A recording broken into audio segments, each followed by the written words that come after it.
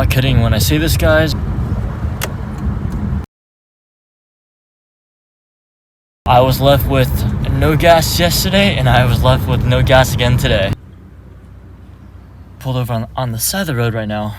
Two reasons. One, I'm gonna do mobile ordering right now for a chai latte because I really want the chai latte right now. Two, for some strange reason, my neighbors on my street like driving really fast. I had one who lived the same time as I did, I think like 3 houses down, and she's been on my the whole time. So pulled over and just let her pass. Didn't say thank you or anything. So I was like, it's only 10:30.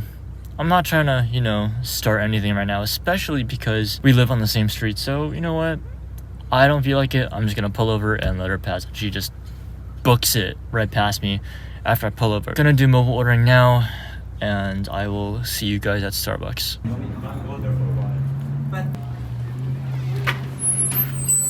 Thank you. Sure. I was a little early this time. Stood there for about 30 seconds, but it's all good. Already got my, or just got my coffee actually.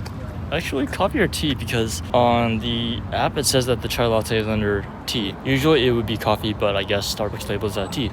Anyways, I wanted to talk about something for today's video. Not gonna film and drive. I guess I'll talk about it when we get to school. Just got to school. The low fuel warning light is on. So that sucks, which means I really do have to go to the gas station after class, fill up gas, and then go back home. I actually filmed a video yesterday, but it ended up taking 10 minutes. Hopefully it doesn't take as long as it does today. I like taking detours when I'm explaining things, so I'm gonna try not to do it today. What I wanted to talk about was why I believe some students fail high school or fail class in general. I say this because I was one myself. I graduated high school somewhere in between a 2.2 and a 2.5. That's because me and a lot of others like me are not passionate about school. I know for a fact that most students are not passionate about school, but what I realized just recently within this past week is that I may not be passionate about school, but the way how we truly grow is by learning new things. And I've been doing a lot of research on psychology and growth mindset, and they said we're not truly growing unless we're learning. What I realized, we don't have to be passionate about something in order to memorize it, regardless of whoever goes to school, right?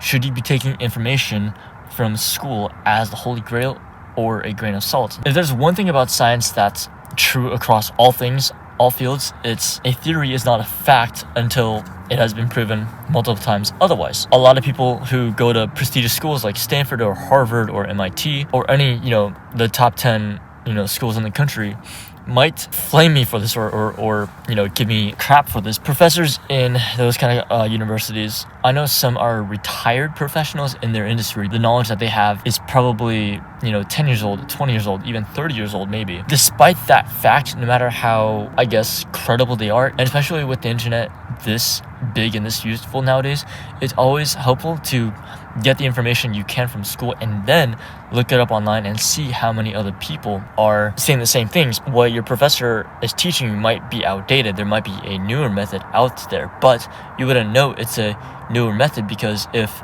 they didn't post the date stamp on the website source, you wouldn't know if it's 40 or 50 years old. Well, actually, no, they wouldn't really, I guess, post it online if it was really that old. Anywhere between 10 and 20 years old and now. My point being is you should take information that you get from school half as a grain of salt and half as a Holy Grail. The professor could have just been, recently retired within the past, few years. The one thing that I learned was just whenever you learn something, just to look it up yourself, do your own due diligence. I don't know why I was going to say diligence.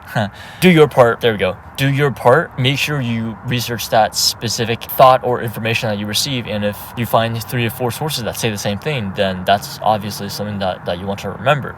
But obviously that, doesn't work for math or English. Obviously for math, it's just repetition, repetition, and repetition. Touching on that, I did also research a few methods on memorization. The first one being Mind Palace. I'm not the best at explaining it. I tried explaining it 3 times yesterday. It did not work out at all. Basically, what it is take a place that you know very well. And Mind Palace has been used by a lot of professionals who go compete in terms of memory and memorizing things like a stack of cards to, I guess, however many digits in a number. And what you basically do is take a place that you know very well, say for example your house, right? If you have a small house, it might not work as well. But if you have a big house, a lot of rooms, what MindPalace is basically, you take what you have to memorize, I guess, and split each term or each key phrase into 5 different things. What you do is, in your house, say your living room, your master bedroom, your kitchen, maybe even your restroom, take 5, I believe it's 5 objects. I think it might be 7, but I'm pretty sure it's 5. Might have to double check on that. Let's just go with 5. So you take 5 objects from each of those rooms and then assign each key term or phrase to one of those 5 objects. So that way, when you're actually reciting it to yourself, you can just be walking through your room. It has to be in chronological order too. When you're reciting or, rehearsing or whatever, you just walk through your house, walk through each room, I guess, in order. I think it's because of that it just helps you recollect, getting it back from memory, because you know your house so well. You don't have to scavenge through your mind about what you memorized. So all you have to do is just walk through your house in your brain or in your mind, see which items that you assigned to which, I guess, key term, and then go from there. I haven't done it myself. I've been using another method, which I'm about to mention right now, using a blue colored pen to memorize items. And again, all of these methods have been posted by numerous people online. Like, my sources are Quora.com, BusinessInsider.com, and Forbes.com. They say use a blue pen because everything is written in black. Not many things are written in blue, which is why blue is easier to memorize, because black is so overly used as like the traditional color that it's just harder to differentiate between reading a book and memorizing what you wrote down. Whereas blue, a side fact is that it's easier on your eyes, but then I guess psychologically it also helps you remember. Now this is true. I took an exam just yesterday, but I wrote all of my notes in blue over the weekend, and I did memorize more things actually of what I took down compared to the first exam that I took a few weeks ago, where I wrote everything in black. And it was just harder to memorize because it was also really hard on my eyes. For some reason, the black just popped out a lot more than blue. Blue was very mellow. I was able to read everything very clearly, whereas blue was just bam, like right there. I was definitely able to memorize a lot more than I could using black. Some people say it doesn't work.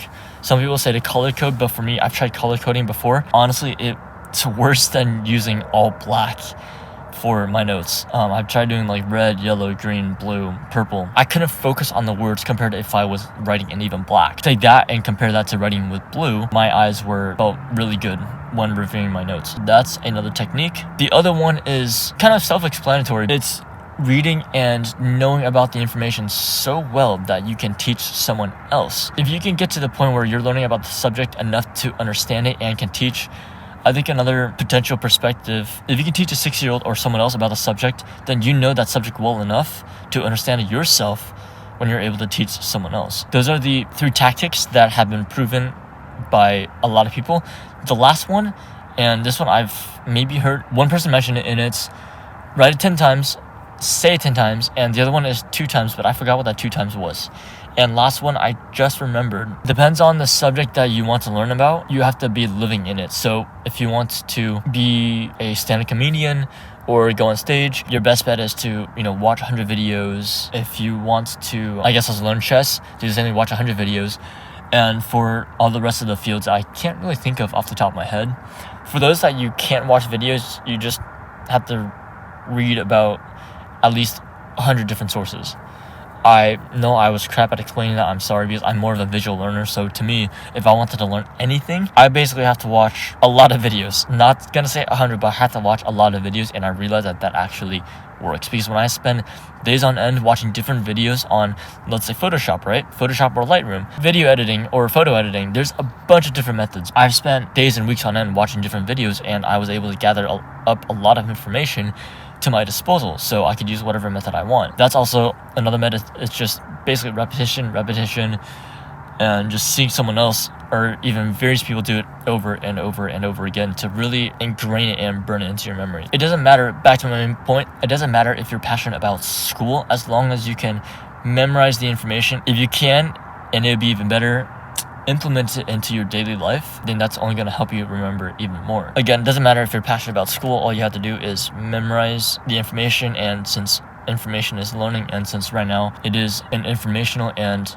knowledge world and age where information is power, I now believe there's no downside to learning. So for me, I'm a slow learner. If I am interested in it, which I should be more open-minded, which I'm trying to make myself be more open-minded now because I'm craving to learn new things, also because of a personal thing that happened a week ago. But anyways, not gonna go into that.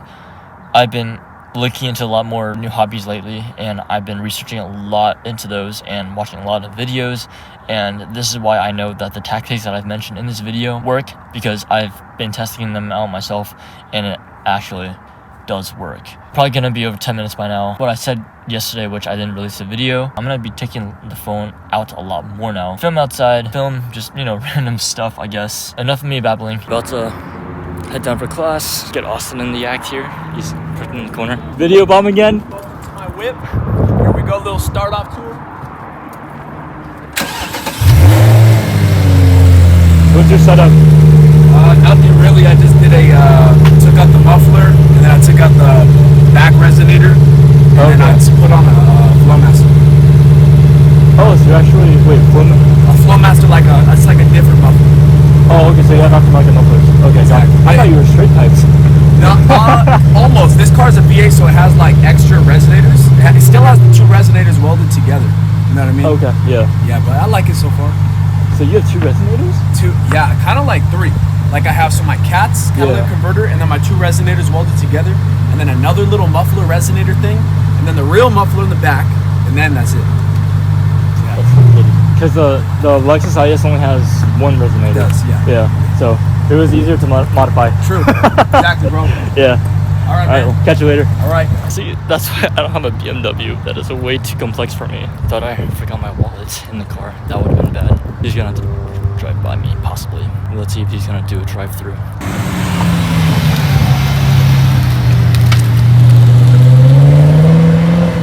And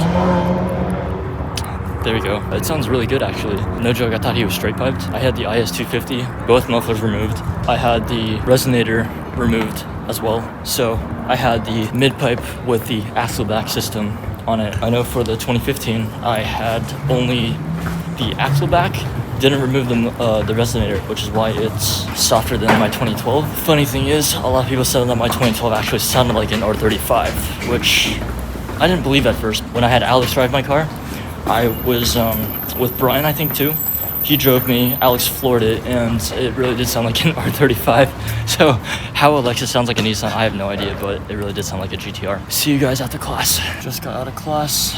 I'm filling up right there. I'm gonna end today's vlog here. I know I'm not doing anything after I get home, and I'm just gonna be editing this video actually after I have lunch and get back home. Hope you guys all had a nice Tuesday, and I will see you guys later.